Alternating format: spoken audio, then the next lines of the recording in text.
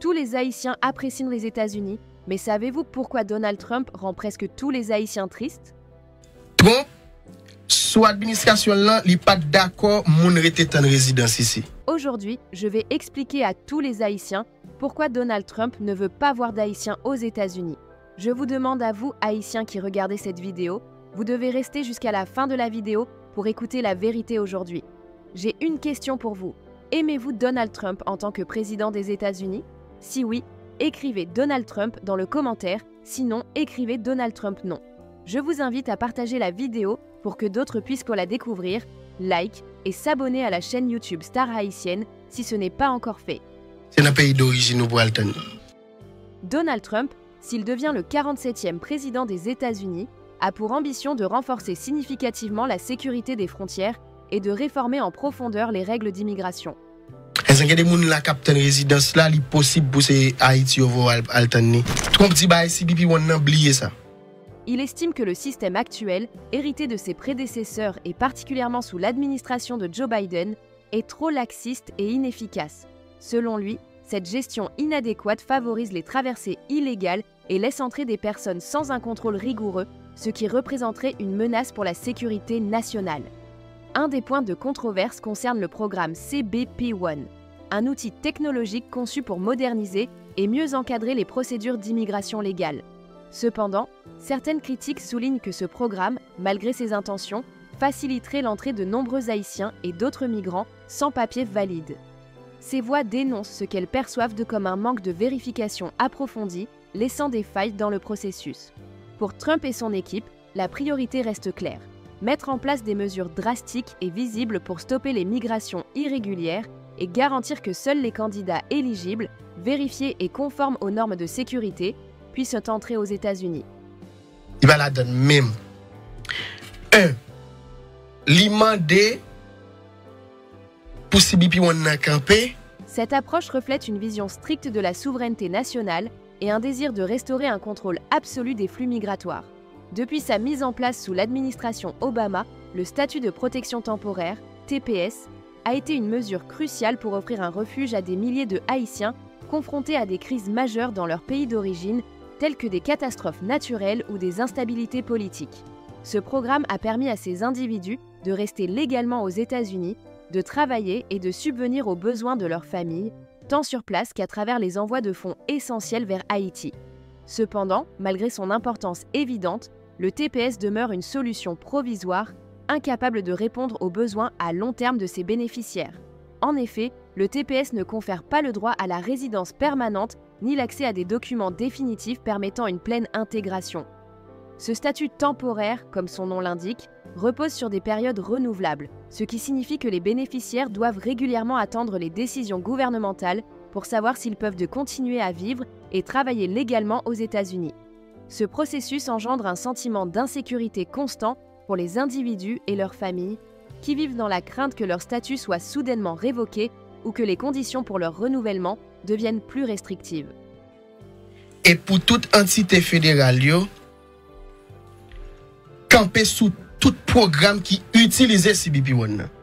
Pour les Haïtiens en particulier, cette incertitude est aggravée par la complexité de la situation en Haïti, un pays souvent marqué par des défis politiques, économiques et environnementaux. Le tremblement de terre de 2010, suivi par d'autres catastrophes naturelles comme l'ouragan Matthew en 2016, a profondément déstabilisé le pays, rendant difficile pour beaucoup de retourner en toute sécurité. Pour ces réfugiés, le TPS représente bien plus qu'un simple permis temporaire. C'est une chance de reconstruire leur vie dans un environnement plus stable.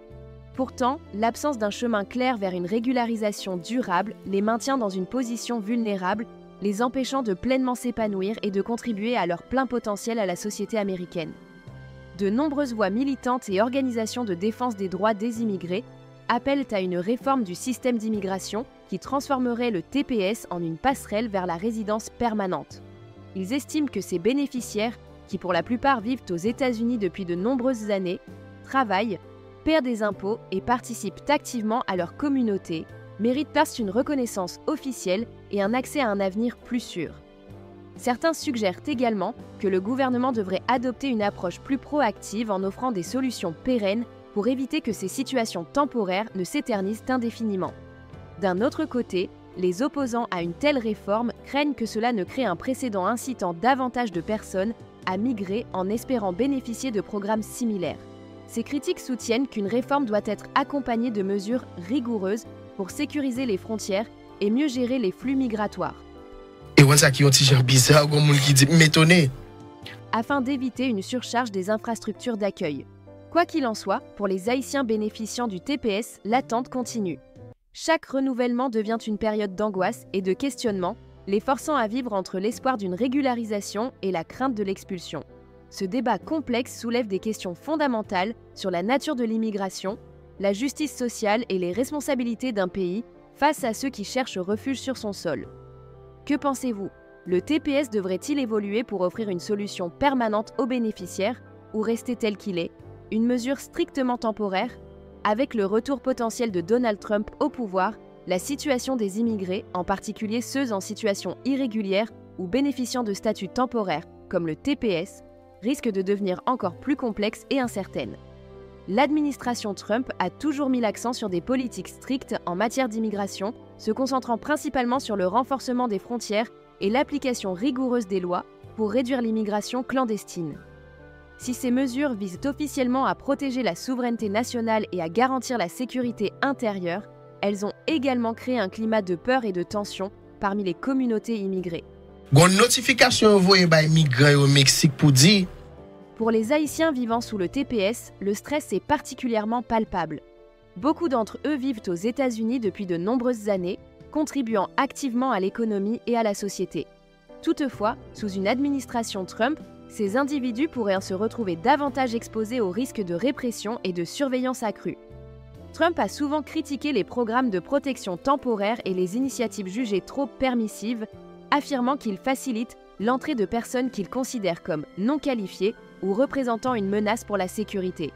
En pratique, cela pourrait signifier une augmentation des expulsions, une révision des critères d'éligibilité ou même la fin pure et simple de certains programmes comme le TPS. De plus, les propositions de Trump incluent la construction de barrières physiques et légales plus rigoureuses pour dissuader les nouvelles arrivées, rendant presque impossible l'espoir de régularisation pour des milliers de migrants déjà installés aux États-Unis. Ce climat de répression ne se limite pas aux personnes en situation irrégulière.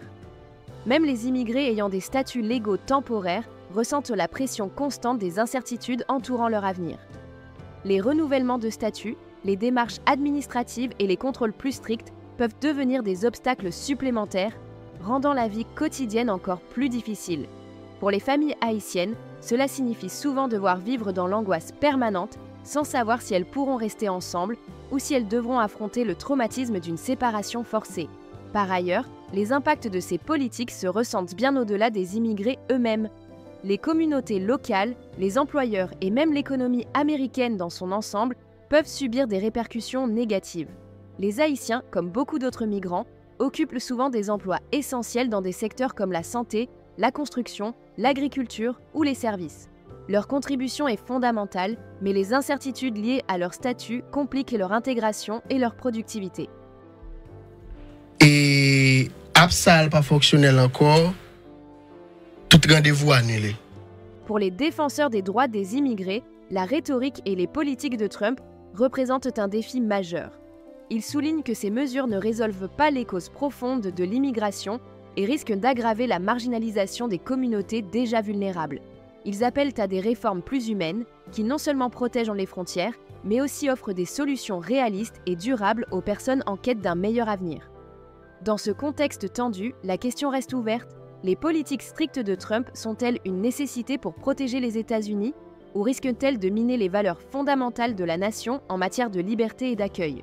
Face à ces défis croissants, il devient impératif pour les personnes concernées, qu'elles soient déjà sur le sol américain ou aspirent à y immigrer, de se préparer aux changements à venir et de s'adapter aux nouvelles réalités politiques. Pour ceux qui vivent déjà aux États-Unis, et notamment pour les bénéficiaires du TPS ou d'autres statuts temporaires, la priorité devrait être de rechercher activement des solutions légales pour régulariser leur situation. Cela peut inclure la demande de résidence permanente ou d'autres formes de régularisation de leur statut. S'informer sur les options légales disponibles, comme la demande de changement de statut ou les démarches pour obtenir un visa de travail ou d'études, est crucial pour sécuriser un avenir stable. Les avocats spécialisés en immigration et les organisations communautaires offrent souvent des ressources et des conseils précieux pour naviguer dans un système complexe et en constante évolution. Se préparer à un possible changement de politique implique également de suivre de près les évolutions législatives et les annonces gouvernementales.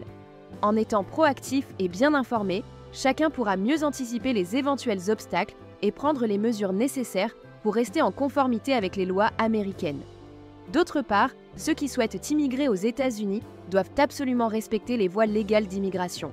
Cela implique de remplir les critères d'admissibilité pour les divers types de visas, de comprendre les procédures de demande et de respecter les délais.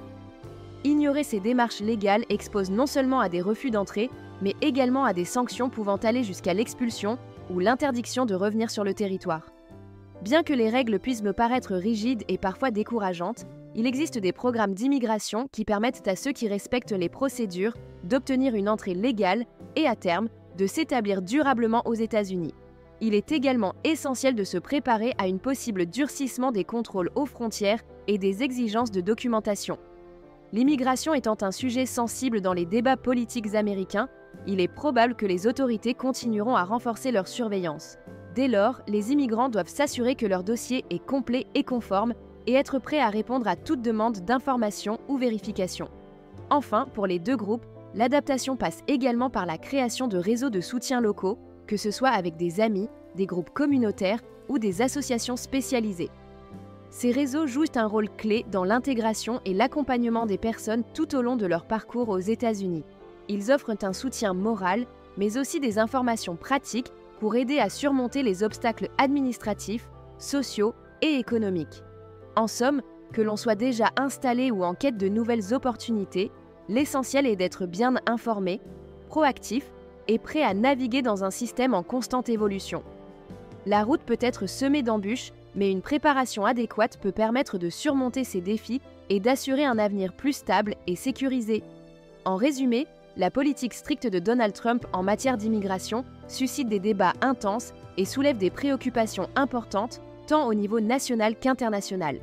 Les mesures qu'il a mises en place, notamment le renforcement des contrôles aux frontières et les restrictions sur les programmes d'immigration temporaire comme le TPS, ont créé un climat de confusion et d'incertitude. Par ailleurs, les changements fréquents dans les lois et les initiatives comme le programme CBP One, qui a pour but de faciliter une immigration plus contrôlée, imposent aux immigrés et aux organisations de défense des droits des immigrés de rester particulièrement vigilants et réactifs face aux évolutions législatives. Gon moun qui dit, notification ça tombé à midi le 20. Elle dit dans le même moment, monsieur a prêté serment. Elle dit, c'est un signal fort pour le montrer saleté dit. La fait et la commencer bonheur. L'objectif de Trump est explicite. Il souhaite encourager l'immigration légale en favorisant les procédures structurées et réglementées, tout en cherchant à réduire de manière significative l'immigration illégale. Il met l'accent sur la nécessité de renforcer la sécurité des frontières pour limiter l'entrée de personnes sans papier qu'il considère comme un risque pour la sécurité nationale et un fardeau pour les ressources du pays.